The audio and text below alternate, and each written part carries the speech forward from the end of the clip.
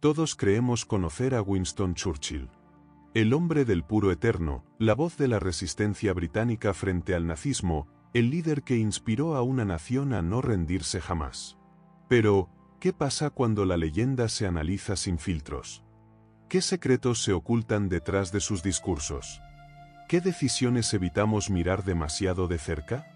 Durante décadas, la imagen de Churchill se ha proyectado como la de un héroe inquebrantable. Una figura épica. Un símbolo de fuerza, inteligencia y patriotismo. Sin embargo, bajo ese barniz de gloria se esconden rincones oscuros, elecciones polémicas y frases que no caben en los libros de historia para escolares. Este no es un ataque gratuito ni una defensa ciega. Es una invitación a mirar con otros ojos. A explorar las sombras que también formaron parte de ese mismo hombre que muchos admiran. Porque entender a Churchill en su complejidad no lo hace menos grande, lo hace más humano. Y quizá, más inquietante. A lo largo de los próximos minutos, vamos a recorrer los pasajes menos iluminados de su vida y legado. Desde sus excesos personales hasta decisiones geopolíticas que aún resuenan en millones de vidas. Lo que estás a punto de escuchar puede cambiar para siempre la forma en que ves a uno de los rostros más icónicos del siglo XX. Antes de ser el símbolo de la resistencia británica, Winston Churchill fue un joven ambicioso, marcado por una infancia distante y un apellido que exigía grandeza. Nació en una familia aristocrática, pero su padre apenas le prestó atención. Su madre, una socialité estadounidense, estaba más interesada en los círculos del poder que en criar a su hijo. Esa carencia emocional, muchos biógrafos coinciden, lo convirtió en alguien que buscó constantemente reconocimiento, incluso a costa de la sensatez. Churchill no fue un prodigio escolar. De hecho, repitió curso y apenas destacó en matemáticas o latín. Pero su amor por la historia y la escritura lo impulsaron a narrar su propia vida casi como una novela. A los 26 años ya había publicado varios libros sobre sus experiencias como corresponsal de guerra, moldeando su imagen de héroe mucho antes de serlo realmente. Su fascinación por la guerra no era teórica. Participó activamente en campañas militares en Cuba, India, Sudán y Sudáfrica. No como soldado raso, sino como figura consciente de que cada bala podía ser una página más en su autobiografía gloriosa. Algunos dirían que buscaba la muerte para probarse a sí mismo. Otros, que solo quería alimentar su leyenda. Desde temprano, demostró ser un hombre de contradicciones. Un liberal que defendía el imperio. Un defensor de la democracia que despreciaba ciertas culturas consideradas inferiores. Un estratega brillante que, muchas veces, ignoró los consejos de sus asesores más lúcidos por orgullo o terquedad. La construcción del mito comenzó mucho antes de la Segunda Guerra Mundial. Y él fue su principal arquitecto. Churchill era consciente del poder de la palabra. No solo hablaba para convencer, hablaba para perdurar. Cada frase, cada discurso, cada fotografía, era una pieza más en el rompecabezas que lo transformaría en símbolo. Pero, ¿qué ocurre cuando el símbolo eclipsa al ser humano? Churchill no escondía su gusto por el alcohol. De hecho, lo elevó casi a un rasgo de su carácter. Decía que había sacado más de la bebida de lo que la bebida había sacado de él. Pero detrás de esa frase ingeniosa se oculta una realidad más incómoda. Desde temprano, el whisky escocés fue su compañero habitual. No solo en celebraciones o cenas, sino durante el trabajo, en reuniones y hasta en momentos de crisis nacional. Se cuenta que comenzaba el día con un escocés diluido en agua, seguía con vino en el almuerzo, champán en la tarde y cerraba con brandy por la noche. Algunos aseguraban que su hígado era prácticamente una fortaleza británica en sí misma. Pero la pregunta no es cuánto bebía. La verdadera pregunta es, ¿cómo afectó eso sus decisiones? En reuniones cruciales, como las conferencias con Roosevelt y Stalin, su estado etílico era evidente. Hay registros diplomáticos que mencionan su tono agresivo, su insistencia en ideas poco prácticas y su manera errática de abordar temas clave después de unas copas de más. ¿Era realmente un genio funcional o simplemente alguien demasiado poderoso para que se le señalara un problema? Sus médicos lo sabían. Sus asistentes lo sabían. Pero nadie osaba enfrentarlo. Churchill, además, alimentaba la imagen del hombre que no se doblegaba, ni siquiera ante la botella. Convertía su debilidad en parte de su leyenda. En medio de la guerra, su dependencia del alcohol fue vista por algunos como parte de su temple. Si puede lidiar con Hitler con una copa en la mano, entonces es invencible, decían. Pero también hubo momentos donde su juicio se vio afectado y las consecuencias las pagaron miles. ¿Podemos seguir glorificando a un hombre cuya lucidez, en los momentos más críticos, pendía de un hilo? ¿O es esa precisamente la complejidad que hace tan fascinante su figura? ¿Tú qué piensas? ¿La adicción de Churchill fue parte de su genio, o un riesgo que preferimos no mirar de cerca?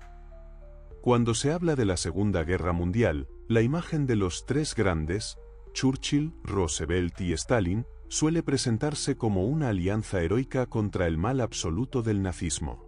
Pero tras las fotos sonrientes y los apretones de manos, se escondían acuerdos turbios, desconfianzas profundas y pactos con sabor a traición. Churchill desconfiaba de Stalin. Lo consideraba brutal, impredecible y despiadado. Y sin embargo, fue uno de los primeros en aceptar al líder soviético como un mal necesario para derrotar a Hitler. Durante la conferencia de Teherán en 1943 y más tarde en Yalta y Potsdam, Churchill pactó con Stalin la repartición de Europa del Este. Una partición que entregó a millones de personas al yugo comunista durante décadas. Para algunos historiadores, esa cesión fue una traición a los ideales democráticos que decía defender. Para otros, una jugada estratégica inevitable en el ajedrez de la posguerra. Pero lo cierto es que Churchill accedió a silenciar la represión soviética en Polonia, los abusos en los países bálticos y el avance implacable del Ejército Rojo, a cambio de mantener viva la coalición contra Hitler. Con Roosevelt, la relación tampoco fue sencilla. Churchill lo admiraba y lo necesitaba, pero a menudo lo subestimaba. Su visión imperial chocaba con el idealismo estadounidense, y mientras Roosevelt apostaba por el mundo postcolonial, Churchill seguía defendiendo con uñas y dientes la supremacía británica.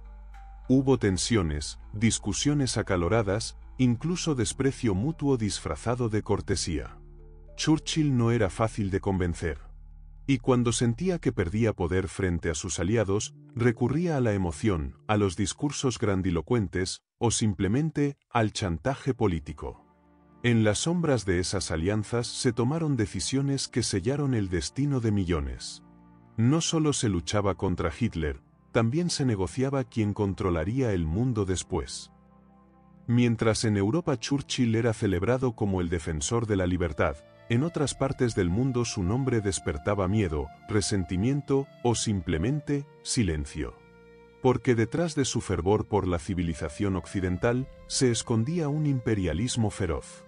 Para Churchill, el imperio británico no era negociable. Era, en sus palabras, una bendición para los pueblos que no sabrían gobernarse por sí mismos. Durante su mandato, las decisiones sobre las colonias no se tomaban con lupa humanitaria, sino con reglas de poder. En Kenia, India o Palestina, las revueltas por la independencia fueron aplastadas con violencia. La retórica noble de los derechos del hombre no aplicaba si el hombre en cuestión no era blanco, británico o anglosajón. Uno de los episodios menos conocidos ocurrió en Malasia, cuando las fuerzas británicas iniciaron campañas de represión masiva bajo el pretexto de detener el comunismo. Decenas de miles fueron detenidos sin juicio, y se emplearon tácticas que hoy consideraríamos propias de un Estado totalitario. En Irak, cuando Churchill fue ministro de guerra, aprobó sin titubear el uso de armas químicas contra tribus kurdas rebeldes. Estoy fuertemente a favor del uso de gas venenoso contra tribus incivilizadas, escribió sin remordimiento. No era una figura de su tiempo, incluso para los estándares de su época, sus opiniones coloniales eran extremas. La idea de que el imperio debía perdurar no solo formaba parte de su política, sino de su identidad. Para Churchill, perder una colonia era una herida personal, una humillación. No importaban los costos humanos, ni los llamados a la autodeterminación. Su lealtad era con la bandera británica, aunque eso implicara derramar sangre ajena. Y en ese contexto, cabe preguntarse: ¿se puede admirar a un líder por su defensa de la libertad, cuando negó sistemáticamente esa misma libertad a millones? Si te interesa ver más verdades incómodas como esta, considera suscribirte al canal. Aquí no repetimos lo que dicen los libros, contamos lo que muchos prefieren callar. Mientras los campos de concentración nazis ardían en Polonia, mientras millones eran exterminados con precisión industrial, Winston Churchill sabía. No todos los detalles, no todas las cifras, pero sí lo esencial. Desde al menos 1941, los informes de inteligencia británica y los testimonios de refugiados judíos llegaban a su despacho. Y sin embargo, la respuesta fue tibia. En un discurso de 1942, Churchill condenó las atrocidades nazis, describiéndolas como uno de los crímenes más horribles jamás cometidos en la historia de la humanidad. Pero no se tradujo en acción concreta. No hubo bombardeos preventivos sobre los ferrocarriles que llevaban a Auschwitz. No hubo prioridad política para rescatar a las víctimas. Las fronteras británicas permanecieron en gran medida cerradas a los refugiados judíos que huían de Europa. ¿Por qué? Algunos argumentan que los recursos eran limitados, que el foco estaba en ganar la guerra, no en redibujar políticas humanitarias. Otros sugieren que el antisemitismo latente en la élite británica, incluyendo algunos círculos cercanos a Churchill, influyó más de lo que se quiere admitir. Incluso hay historiadores que plantean una visión más cruda, que los judíos europeos no eran considerados una prioridad estratégica. Doloroso, pero posible. Cuando se le pidió actuar con mayor contundencia, Churchill evitó comprometer al gobierno. Las respuestas oficiales eran diplomáticas, ambiguas, evasivas. Mientras tanto, los crematorios seguían funcionando día y noche. Tras la guerra, la narrativa se reescribió con rapidez. Churchill se convirtió en símbolo de resistencia contra el nazismo. Y por tanto, por asociación, también contra el Holocausto. Pero la historia real es más incómoda. Porque entre saber y actuar hay un abismo. Y Churchill, con todo su poder y visión, eligió no cruzarlo del todo. Winston Churchill pasará a la historia por frases memorables. Nunca tantos debieron tanto a tan pocos, o no me rendiré jamás, son citas que figuran en monumentos, películas y libros escolares. Pero hay otras frases que rara vez se mencionan. En una carta de 1937, Churchill escribió: "No admito por un instante que los pueblos negros de África hayan sido perjudicados por haber estado bajo el dominio blanco". En otra ocasión, declaró que los aborígenes australianos y los nativos americanos eran razas débiles que habían sido desplazadas por una raza superior. Y respecto a India, afirmó que el hambre de su pueblo era culpa de que se reproducen como conejos. No eran errores de juventud ni exabruptos aislados. Era su pensamiento estructural. Churchill creía, sin ambages, en la supremacía de la civilización británica, en el derecho de las potencias occidentales a gobernar sobre el resto. Sus discursos en el Parlamento rebosan de afirmaciones que hoy serían calificadas de racismo explícito. Incluso cuando defendía la democracia, ponía límites. La democracia es buena para los pueblos civilizados, dijo una vez. Y cuando fue criticado por sus posturas coloniales, se burlaba: "No voy a permitir que un grupo de nativos desorganizados dirija el destino del imperio". ¿Por qué estas frases han sido relegadas al olvido? Quizá porque no encajan con el retrato heroico que se quiso construir. Quizá porque preferimos recordar la voz fuerte que derrotó a Hitler, no la que humilló a los pueblos oprimidos. Pero ahí están, en diarios oficiales, en biografías autorizadas, en cartas personales. No se pueden borrar. Solo se pueden ignorar. O, mejor aún, enfrentar. ¿Y tú? ¿Puedes admirar a alguien cuyas palabras hoy consideraríamos inadmisibles? Si esta clase de contradicciones te hace pensar tanto como a nosotros, suscríbete al canal. Aquí no endulzamos la historia, la contamos entera. Pocos episodios en la vida de Churchill son tan polémicos y a la vez tan silenciados como su papel en la Gran Hambruna de Bengala de 1943. Más de 3 millones de personas murieron en apenas un año. Y mientras las imágenes de cadáveres en las calles llegaban al mundo, la India era aún la joya más preciada del Imperio Británico. Cuando la crisis estalló, el gobierno colonial pidió ayuda desesperada. El arroz escaseaba, los precios se disparaban y la población rural moría de hambre o emigraba en masa a las ciudades. El gobierno británico, bajo órdenes directas de Churchill, bloqueó la importación de cereales desde Australia y otras regiones del imperio, priorizando el almacenamiento de alimentos para las tropas y la población británica. Los pedidos de ayuda fueron respondidos con indiferencia. Hay documentos donde Churchill, informado de la magnitud de la hambruna, preguntaba por qué Gandhi aún no había muerto de inanición. En reuniones privadas, se refería a los indios como responsables de su propio destino, y sugería que las hambrunas eran parte de sus costumbres. Solo cuando la presión internacional creció y los informes de prensa ya no podían silenciar la catástrofe, Gran Bretaña permitió el envío de ciertos cargamentos, que resultaron insuficientes y demasiado tardíos.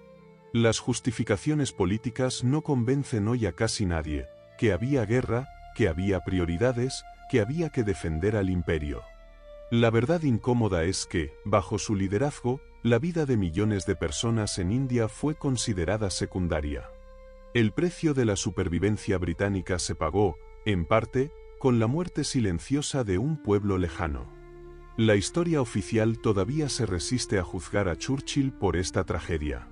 Pero el eco de Bengala aún resuena, recordándonos que incluso los héroes pueden tener manchas imposibles de borrar. Al llegar al final de este recorrido, es casi inevitable preguntarse, ¿qué queda, en realidad, del mito de Churchill cuando se enciende la luz sobre sus sombras? El hombre que salvó a Europa del fascismo, el estratega que resistió cuando todos pedían rendición, el orador capaz de insuflar esperanza en los peores días, ¿puede ser también el mismo que negó derechos, perpetuó violencias y menospreció vidas ajenas? Las biografías tienden a simplificar. Héroes de un lado, villanos del otro. Pero la historia es una herida abierta. Churchill fue ambas cosas, y quizá ninguna del todo. Su vida es una lección brutal sobre el precio del poder, sobre las contradicciones humanas y sobre la facilidad con que una estatua puede ocultar pecados, palabras y crímenes. Sus admiradores argumentan que hizo lo que era necesario, que en la guerra no hay margen para las dudas morales. Sus detractores aseguran que su arrogancia, racismo y frialdad dejaron cicatrices en el mundo que aún no sanan. ¿Dónde está la verdad? Probablemente en algún lugar incómodo entre ambos extremos. Churchill supo construir su propio relato. Hasta sus defectos los moldeó en leyenda. El exceso, la dureza, la irreverencia, todo servía a una causa mayor. Pero, ¿a qué costo? A veces, mirar de frente a los ídolos revela tanto sus logros como sus heridas. Y aceptar esa complejidad no los humaniza, los hace más perturbadores. ¿Y tú, de qué lado te quedas? ¿La historia lo absolverá o finalmente veremos a Churchill como realmente fue, un héroe lleno de sombras? Si te gustan los análisis que no temen entrar en la zona gris de los grandes personajes, suscríbete y comparte tu opinión en los comentarios. ¿Crees que la humanidad necesita mitos o necesita verdades? Winston Churchill. Para unos, la última defensa contra la oscuridad. Para otros, el arquitecto de injusticias y silencios. Cuando las estatuas caen, la historia vuelve a empezar. Lo que hoy admiramos, mañana puede ser motivo de duda. Y lo que hoy criticamos, quizás algún día, en otro contexto, vuelva a encontrar su justificación. No hay respuestas fáciles. Solo relatos, preguntas y heridas que atraviesan los siglos. Lo cierto es que el mito y el hombre jamás serán exactamente iguales. Quizá el mayor secreto de Churchill no fue lo que ocultó al mundo, sino lo que el mundo eligió no ver.